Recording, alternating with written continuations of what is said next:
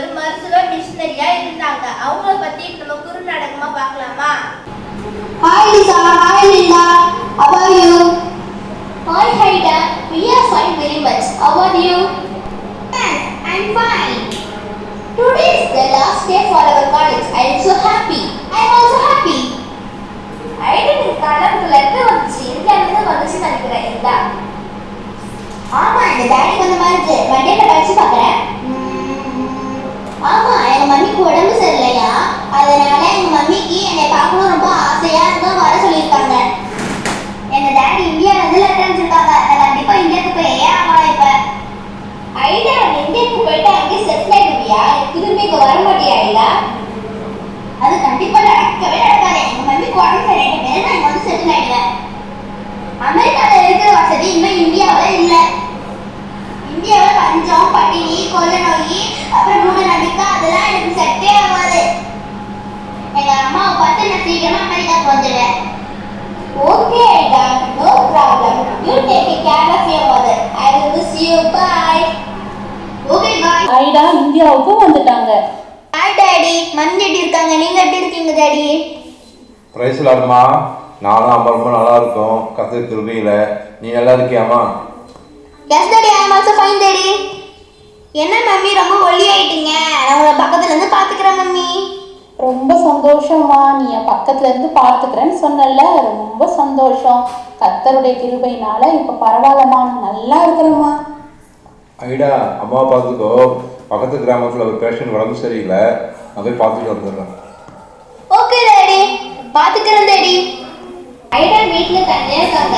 இந்த நேரத்துல என்ன நடந்துச்சுன்னு பார்க்கலாம். அம்மா, என் மனைவிக்கு பிரசவ வலி வந்துருச்சுமா. வைத்தியம் பார்க்க நீங்க கொஞ்சம் வாங்கம்மா.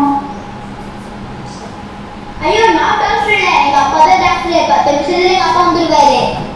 என்னது ஒப்புரத்தரா? மகிழ்ச்சாரம் மகிழ்ச்சாரம். எங்க வீட்டு பெண்களின் முகத்தை ஆண்கள் பார்க்க நாங்கள் விடவே மாட்டோம். அப்படி இருக்க பிரசவ பார்க்க நாங்கள் விடுவோமா? ஐயோ, என் மனைவி நிலைமை என்னவோ. நீங்க வரவே மாட்டீங்களா? நீங்க டாக்டர் இல்லையா?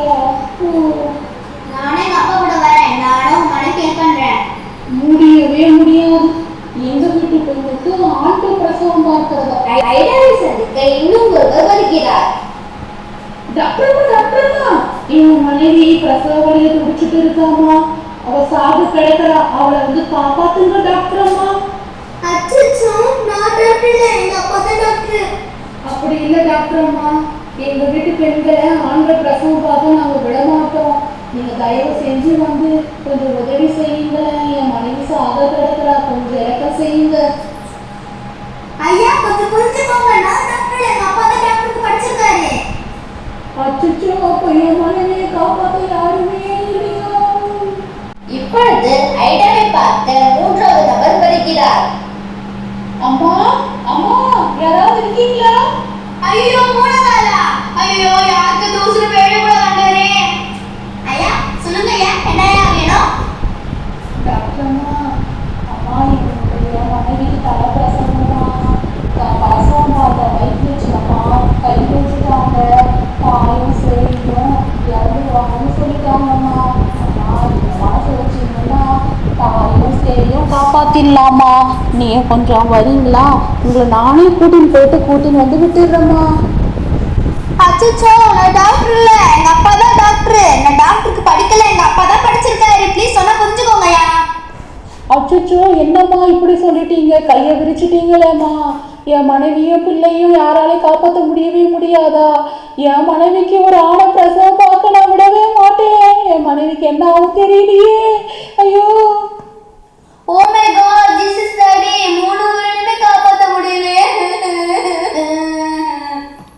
ஐயோ, எனக்கு தூக்கம் கூட வரலையே. This is daddy, help you daddy. அப்பா மாதிரி மிஷனரி ஆகணுமோ, நம்ம இந்தியாவில் டாக்டர் ஆகணுமோ, எப்போ சித்த வச்சிருக்காரு போல இருக்கு.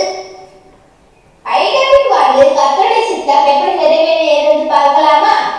அச்சச்சோ, நம்ம வீட்டுக்கு வந்த 3 பேருடைய மனைவியா இறந்து போயிட்டாங்களே. அச்சச்சோ.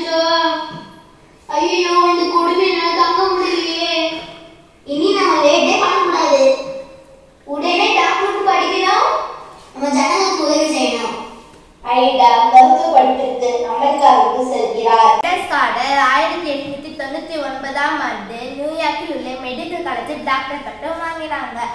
1900ஆம் ஆண்டு ஐடா ஸ்கார்டர் இந்தியாவுக்கு வரும்போது ஐடா ஸ்கார்டருடைய அப்பா இறந்து போயிட்டாங்க. ஐடா ஸ்கார்டர் பெண்களுக்காக ஒரு சின்ன மருத்துவமனை கட்டி 2 வருஷத்துல 5000 பேஷண்ட்டுக்கு சிகிச்சை கொடுத்தாங்க. 1928ஆம் ஆண்டு வேலூர்ல 200 ஏக்கர்ல ஒரு கிறிஸ்துவ மருத்துவ பள்ளியை கட்டினாங்க. ஆண்களுக்கும் பெண்களுக்கும் கிறிஸ்துவ மருத்துவ கல்லூரி கட்டணும்னு நினைச்சாங்க. கிறிஸ்துவ மருத்துவ கல்லூரி கட்டணும்னா நெல்லை காசு தேவைப்படுறதுனால அவங்க படிச்ச அம்மனுக்காக நெய்யவாட்டி போய் நிதி திரட்டி அவங்க அதுல காசுல கிறிஸ்துவ மருத்துவ கல்லூரியை கட்டினாங்க. 2003ஆம் ஆண்டு 2000 படுக்கைகளுடன் உலகத்திலே மிகப்பெரிய மருத்துவமனையா இவங்க கட்டினது கிறிஸ்துவ மருத்துவமனை இருந்துச்சு ஃப்ரெண்ட்ஸ். 1960ஆம் ஆண்டு இவங்க கட்டிட போய் சேர்ந்துட்டாங்க. வேலூர்ல இவங்க கட்டின இது கிறிஸ்துவ மருத்துவ கல்லூரி இன்று இந்தியாவில் இருக்கிற கிறிஸ்துவ கல்லூரிகளின் முதன்மை கல்லூரியாகும்.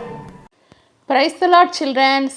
இன்னைக்கு நீங்கள் ஐடா சோஃபியா ஸ்டாகர் என்ற மருத்துவ மிஷினரியை குறித்து குறுநாடகம் பார்த்தீங்க இல்லையா? ஐடா ஸ்டாகர் என்ற மிஷினரி அவங்க அமெரிக்காவில் போய் மருத்துவம் படித்தாங்க. எதற்காக படித்தாங்க? இந்தியாவில் இருக்கிற பெண்களுக்காகவே, பெண்கள் மறிக்கக்கூடாதுன்றதுக்காகவே போய் என்ன பண்ணாங்க, அமெரிக்காவில் போய் படிச்சுட்டு இந்தியாவில் மருத்துவ மிஷினரியாக பணிபுரிஞ்சு வேலூரில் சிஎம்சி ஹாஸ்பிட்டல் கட்டுனாங்கன்ற குறுநாடகத்தை நீங்கள் பார்த்தீங்க பாருங்க. அப்போ அமெரிக்காவிலேருந்து நம்ம இந்திய தேசத்தில் மிஷினரியாக ஊழியம் செய்ய முடியும்னா ஏன் இந்தியாவில் இருக்கிற நீங்கள் கர்த்தர் எந்த நோக்கத்துக்காக இந்த இந்தியாவில் உங்களை பிறக்க வச்சாங்க? அப்போ உங்களாலேயும் மிஷினரி போல் ஊழியம் செய்ய முடியும் இல்லையா? அப்போ நம்ம கூட என்ன பண்ணணும்? கடமைக்கேன்னு படிக்கக்கூடாது. ஏதோ ஸ்கூலுக்கு போகிறோம், ஏதோ படிக்கிறோம் அப்படின்னு படிக்காதீங்க. எப்படி ஐடா சோஃபியா ஸ்டாகர் ஒரு லட்சியத்தோடு கூட, ஒரு இலக்குடன் கூட இந்தியாவில் போய் ஊழியம் செய்யணும், மிஷினரி ஊழியம் செய்யணும்னு படித்தாங்களோ, நீங்கள் கூட ஒரு இலக்கத்தோடு, அதாவது ஒரு லட்சியத்தோடு கூட, ஒரு கோலோடு கூட என்ன பண்ணணும்? படிக்கணும். ஓகேங்களா? நம்மளை ஏசப்பா படிக்க வைக்கிறாங்க. இன்றைக்கி நம்ம படிக்கிறோம், நாளைக்கு கண்டிப்பாக ஒரு பெரிய ஆஃபீஸராக வருவோம், ஒரு பெரிய டாக்டராக வருவோம், வக்கீலாக வருவோம், இன்ஜினியராக வருவோம். நம்ம எந்த அதிகாரியாக வந்தாலும் நம்ம கர்த்தருடைய சித்தத்தை நிச்சயம் நம்ம செய்யணும். இது போல் அநேக ஆத்துமாக்களை கர்த்தர் கிட்ட கொண்டு வரணும். ஆத்துமா ஆதாயம் ஊழியம் செய்யணும். ஏன்னா ஏசுப்பா சொல்லியிருக்காரு, ஆத்துமாக்களை ஆதாயம் பண்ணுகிறவர்கள் ஞானம் உள்ளவர்கள் எழுதியிருக்காங்க. ஐடா ஸ்டாகர் அம்மா என்ன பண்ணாங்க? அந்த மருத்துவ தொழிலின் வழியாக ஆத்துமாக்களை ஆதாயம் பண்ணாங்க.